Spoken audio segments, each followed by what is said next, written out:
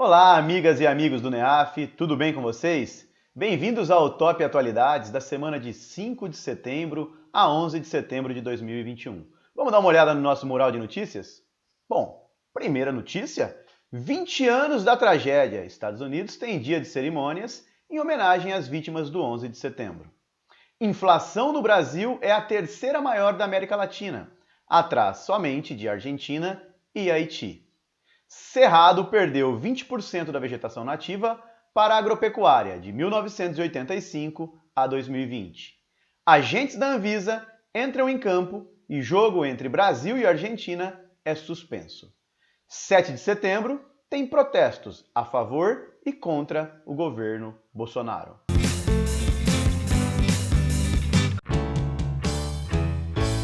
Vamos dar uma olhada na nossa notícia de destaque? Notícia de destaque. Em 20 anos da tragédia, Estados Unidos tem dia de cerimônias em homenagem às vítimas do 11 de setembro. Bom, pessoal, neste momento, antes de falar do fato em si, da cerimônia que ocorreu nesta semana, eu gostaria de contextualizar um pouco os atentados de 11 de setembro. Tá, Márcio, isso é legal, porque pode aparecer na minha prova? Pode. Mas, Márcio, não aconteceram lá em 2001? Como pode aparecer agora? Vamos lembrar que 2021 tem sido marcado pela retirada das tropas americanas do Afeganistão, retomada do Talibã e mais essa data simbólica, né, de 20 anos do atentado. Então, algumas questões sobre o atentado podem aparecer nas provas de atualidades. Então, vamos por pontos. O que foi este atentado terrorista? Imagine o seguinte: um grupo de terroristas sequestrou 4 aviões comerciais. O grupo foi lá, sequestrou 4 aviões comerciais. Qual a ideia? O que fizeram com esses aviões?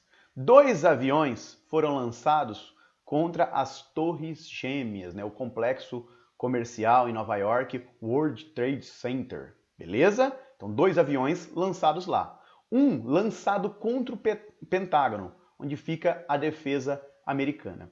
E um 4º avião caiu em um campo aberto na Pensilvânia, depois de um embate entre tripulantes, passageiros e os terroristas. Então, esses 4 eventos, esses 4 fatos, marcam os atentados terroristas de 11 de setembro. Márcio, eu tenho uma dúvida.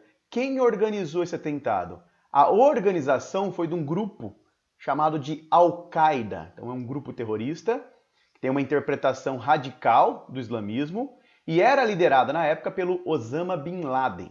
Beleza? Então, este é o grupo responsável. Mas eu queria entender só uma coisa. O que motivou? Por que fizeram isso? Bom, a Al-Qaeda, e especificamente o Osama Bin Laden, vinha tecendo uma série de críticas contra a política americana no Oriente Médio. Que críticas são essas? Exemplo, pediam a retirada de soldados americanos que estavam estabelecidos na Arábia Saudita. Essa era uma crítica. Criticavam a relação entre Estados Unidos e Israel.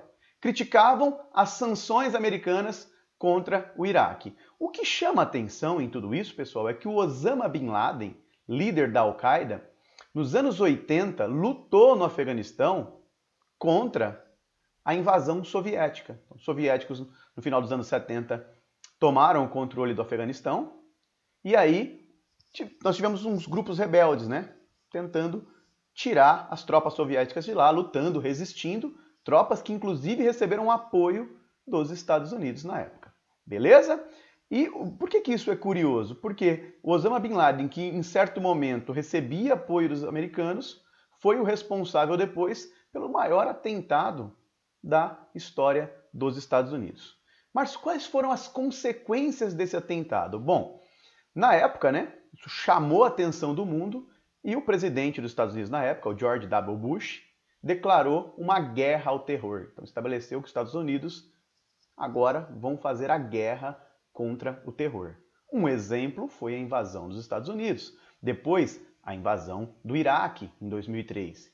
Então, a partir de então, a política externa americana mudou muito. Tá?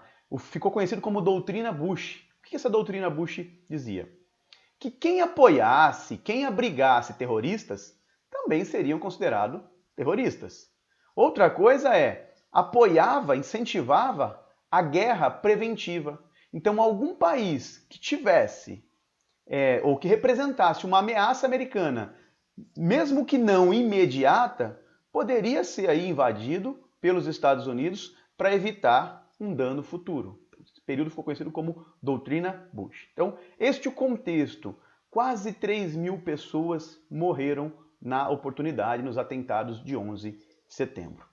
Beleza, Márcio, deu para entender um pouquinho o contexto. Então foi aí que os Estados Unidos invadiram o Afeganistão? Exato. Lembrando que o Talibã não tem relação direta com os atentados, foi realizado pela Al-Qaeda. Mas por que os Estados Unidos atacaram na época o Afeganistão e queriam tomar o controle do Talibã? Porque o Talibã foi acusado de acobertar, de dar refúgio ao Osama Bin Laden e a terroristas da Al-Qaeda. Vamos lembrar também que Osama Bin Laden foi morto em 2011, na gestão Barack Obama nos Estados Unidos. Então, Bin Laden foi morto, ok? Uma outra observação importante. E agora, 20 anos após os atentados de 11 de setembro, tivemos uma celebração, uma cerimônia em homenagem às vítimas.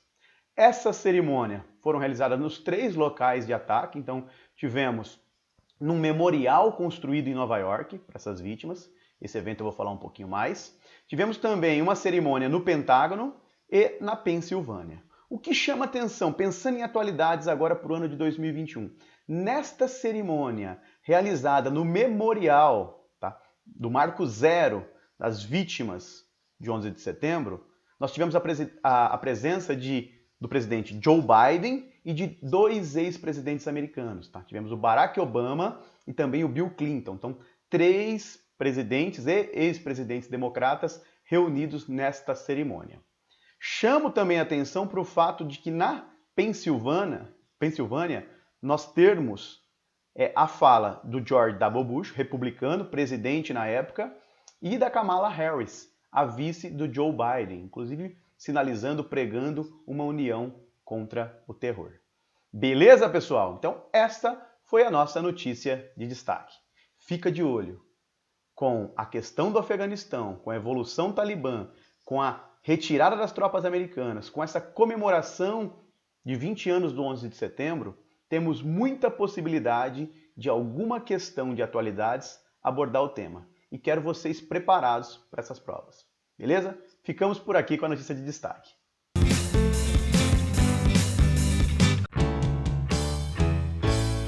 Pessoal, dando sequência ao nosso Top Atualidades de 5 a 11 de setembro de 2021, trago para vocês: inflação no Brasil é a 3ª maior da América Latina, atrás somente de Argentina e Haiti. Então, um estudo muito legal desenvolvido pelo Instituto Brasileiro de Economia, junto com a Fundação Getúlio Vargas, demonstrou que o Brasil tem a 3ª maior inflação da América Latina.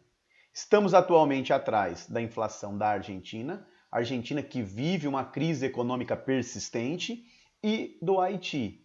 O Haiti assolado nos últimos anos por desastres naturais e com uma crise política e social sem fim, né? Então, a Argentina registrou uma inflação nos últimos 12 meses de 51,8%, o Haiti 17,9% e depois o Brasil com 9%.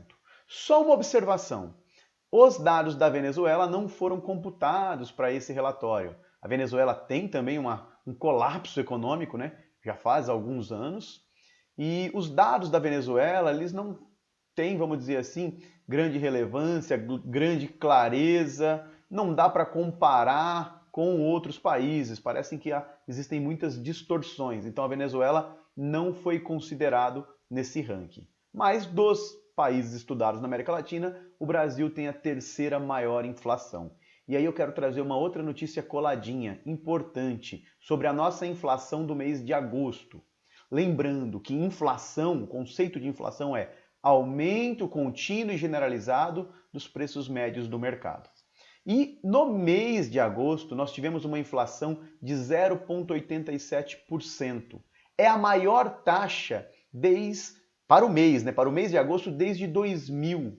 Então, em 21 anos, tivemos o maior valor de inflação para o mês de agosto. Poxa, Márcio, quem divulgou isso? Também foi a FGV? Não. Isso é importante também vocês terem noção. Quem divulga a inflação oficial do Brasil é o IBGE, através do IPCA, que é o Índice Nacional de Preços ao Consumidor Amplo. Este é o índice oficial do Brasil de inflação, então divulgado pelo IBGE, tá bom? Mas quem foi o grande vilão? Por que a inflação foi tão alta em agosto? Vários bens e serviços tiveram reajuste, sofreram com a inflação, tá? Mas o grande vilão para o mês de agosto, os estudos mostram, foram os combustíveis e há até um destaque para gasolina. Então, os combustíveis foram os grandes vilões do mês de agosto. Só faço uma observação. A inflação de agosto foi menor do que a de julho, tá? Em julho nós tivemos 0,96%. E em julho, a alta da inflação foi motivada pela energia elétrica. Em agosto, pelos combustíveis. Por que eu estou fazendo essa diferenciação? Eu não sei o que vão questionar na sua prova, se o mês de julho ou se o mês de agosto. Então, bom a gente ter ciência. Julho, energia elétrica. Agosto, combustíveis. Márcio, se minha questão falar sobre a inflação do ano 2020, de repente a banca que eu vou prestar concurso pede fatos um período maior, 1 ano, 2 anos. Em 2020, a nossa inflação foi motivada, né? Grande vilão foram os produtos alimentícios, beleza? Então já estou contextualizando tudo para vocês. O IPCA também demonstrou o valor no acumulado de 12 meses. Então se a gente fosse pegar lá os últimos 12 meses, qual é a inflação no Brasil? 9,68%, tá? É um valor elevado. Desde fevereiro de 2016, um ano que a gente estava bem conflituoso, né? 2016, Lava Jato, processo de impeachment, tudo aquilo acontecendo, então foi um ano economicamente calamitoso. Então, desde fevereiro de 2016, que nós não temos um valor tão alto de inflação, é uma outra observação. E pensando só no ano de 2021, só no ano de 2021, a nossa inflação é de 5,67%. Então, uma inflação elevada. Vamos pensar que a meta de inflação no Brasil é de 3,75%. 3,75%. Essa é a meta central. Ela pode extrapolar, ela tem um teto, há um limite de tolerância, que é de 5,25%. Hoje nós estamos acima desse teto. As projeções do mercado indicam que 2021 terá uma inflação acima de 7%. Ok, pessoal? Então, este é o contexto atual da inflação. Chamo atenção para vocês. Desde 2020, não temos uma inflação tão alta para o mês de agosto. O nosso tema tem relação com inflação, obviamente, e economia brasileira. Deixo como sugestão de leitura IPCA, o que é e como é calculado o principal índice de inflação do país. Bom, esta notícia é muito legal porque fala de meio ambiente, e meio ambiente, hora e outra, aparece nas provas de atualidades. Cerrado perdeu 20% da vegetação nativa para a agropecuária de 1985 a 2020. Então, no Brasil nós temos uma série de biomas, né? A nossa aulinha de geografia lembra disso? Bioma amazônico, Mata Atlântica, Caatinga. E o Cerrado é um dos biomas do Brasil. O Cerrado está localizado, a sua área core, né? No centro-oeste do Brasil, mas ele extrapola para outras regiões. Não é um limite político que delimita o Cerrado. Então, região característica dele é o centro-oeste, mas temos região norte, parte da região norte do Brasil com manchas de cerrado, parte do nordeste com manchas de cerrado e parte do sudeste. O que o estudo demonstrou então? Que o cerrado perdeu de 85 para cá 20%. E essas áreas de cerrado que foram destruídas, foram convertidas para outros usos, tiveram ocupação principalmente pela agropecuária. Então chamo a atenção para vocês a expansão da frente agrícola. As atividades agrícolas brasileiras se expandem para o centro-oeste e região norte do Brasil, e boa parte do cerrado foi consumido nesse processo de expansão da frente agrícola. Fazendo um paralelo, tá? Dia 11 de setembro foi o dia do cerrado, dia de comemoração do cerrado. E a WWF, uma ONG, também divulgou um estudo, que eu deixo em destaque para vocês aí na parte de baixo do slide. Olha o que ela diz, que o cerrado já perdeu 50% da sua vegetação original. Tá? Então, pensando em todo o seu processo histórico, 50% já foram destruídos, já foram perdidos. E destaca ainda esse estudo que nos últimos meses, últimas semanas, nós temos recordes de incêndio e de desmatamento. Então essa é uma grande ameaça para o Cerrado no contexto atual. Fica de olho em meio ambiente, hein? Tem sido cobrado em várias provas de atualidades. O tema tem relação com o meio ambiente e expansão da fronteira agrícola.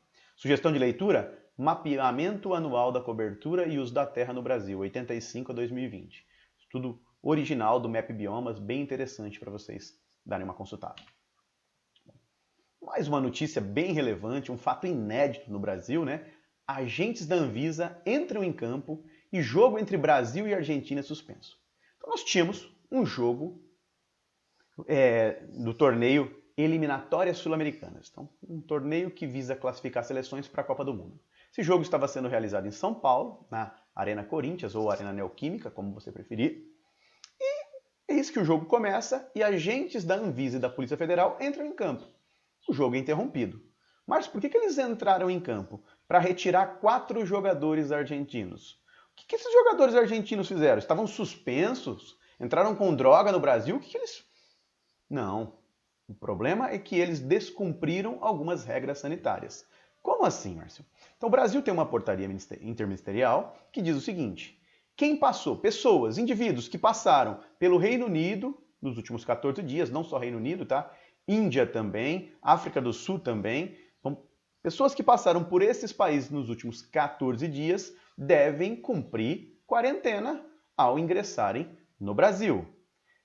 E aí, o que aconteceu com esses jogadores? Eles teriam ocultado essa passagem, que estiveram no Reino Unido nos últimos 14 dias. Ou seja, descumpriram uma regra sanitária do Brasil. Beleza? Diante disso, a Anvisa alega que alertou antes os argentinos que eles descumpriram, foram para o jogo, por isso a Anvisa e a Polícia Federal interromperam o jogo. Em todo esse contexto também saíram algumas notas de que a Conmebol, a Confederação Sul-Americana de Futebol, e a Confederação Brasileira de Futebol, a CBF, entraram em contato com o governo federal, tentaram administrar a situação, mas a Anvisa acabou cumprindo as normas sanitárias e interrompendo. Então o jogo foi suspenso. Uma questão bem interessante para aparecer nas provas de atualidades. O tema tem relação com vigilância sanitária e Covid-19. Deixo como sugestão de leitura: passageiros vindo de 4 países serão obrigados a fazer quarentena em São Paulo. Bom, e a nossa última notícia da semana de 5 de setembro a 11 de setembro é: 7 de setembro tem protestos a favor e contra o governo Bolsonaro. Então, 7 de setembro, feriado nacional, né?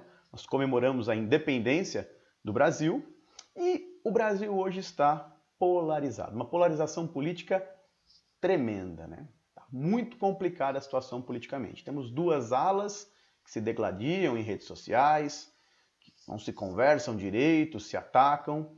Então nós vivemos um momento delicado. Esse é um ponto que a gente precisa destacar.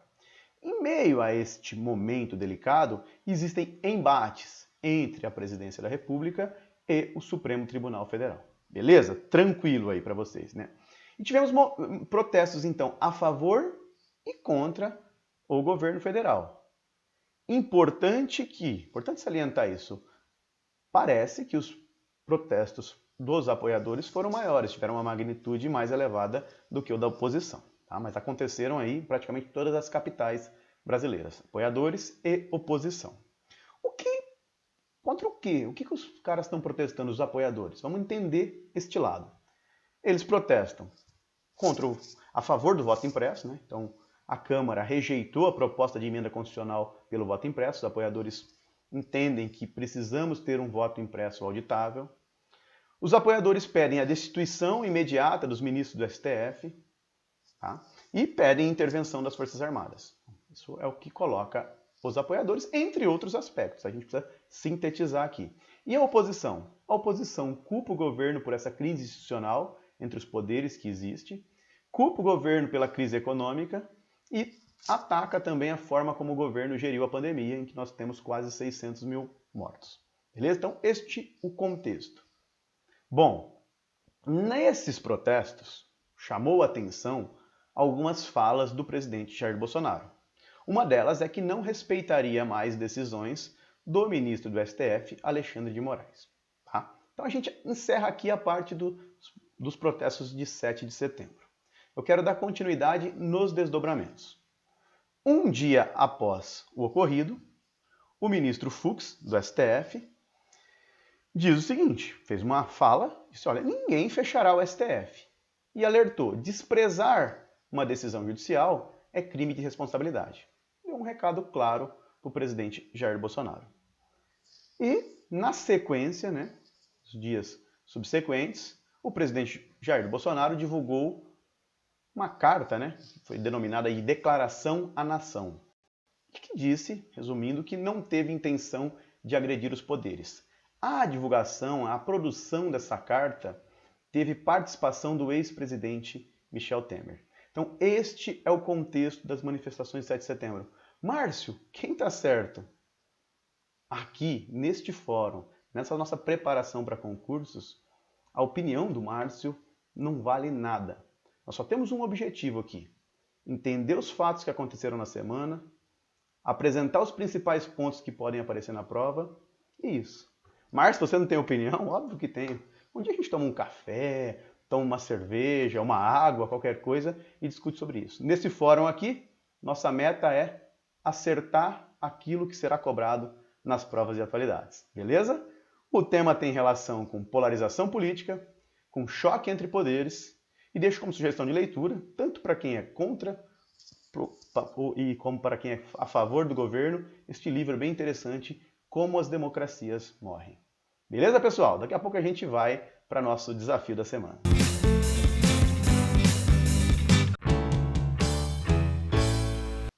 Pessoal, vamos para o nosso desafio da semana? Questão elaborada pelo professor. Leia as notícias abaixo sobre países latino-americanos. Notícia 1. O país se tornou, nesta terça-feira, o primeiro país a adotar o Bitcoin como moeda legal, embora tenha sofrido problemas iniciais quando o governo teve que desconectar uma carteira digital para lidar com a demanda. Então, primeira notícia diz que determinado país adotou o Bitcoin como moeda legal. Notícia 2. A Suprema Corte do país descriminalizou o aborto após uma decisão histórica, aprovada por unanimidade pelos ministros reunidos em sessão plenária. Então, segunda notícia, a Suprema Corte de determinado país descriminalizou o aborto. Essas duas notícias. Vamos ver as alternativas? Alternativa A, as notícias fazem referência respectivamente a Venezuela e Bolívia, Chile e Costa Rica, Colômbia e Argentina, Panamá e Honduras ou El Salvador e México. Pausa o vídeo aí e responde. Despausou? O que você marcou? A, B, C, D ou E? Alternativa correta? Alternativa E. El Salvador, pessoal, se tornou o primeiro país a adotar o Bitcoin como moeda legal. El Salvador utiliza historicamente o dólar como moeda oficial. O dólar continuará como moeda oficial, mas o Bitcoin neste país também será adotado como uma moeda legal, beleza? E a segunda notícia dizia sobre a Suprema Corte do México. Então, a Suprema Corte do México descriminalizou o aborto, uma decisão histórica. Ok, galera? E a gente encerra por aqui o Top Atualidades da semana do dia 5 a 11 de setembro. Até a semana que vem, pessoal. Galera, gostou do vídeo? Que bacana! Então clica aí, dá uma curtida, faz um comentário se você puder e inscreva-se no nosso canal do YouTube. E deixa lá no sininho, ao clicar, você recebe as mensagens também de notificação. Visite nosso site e conheça nossos cursos preparatórios para concursos públicos. Muito obrigado!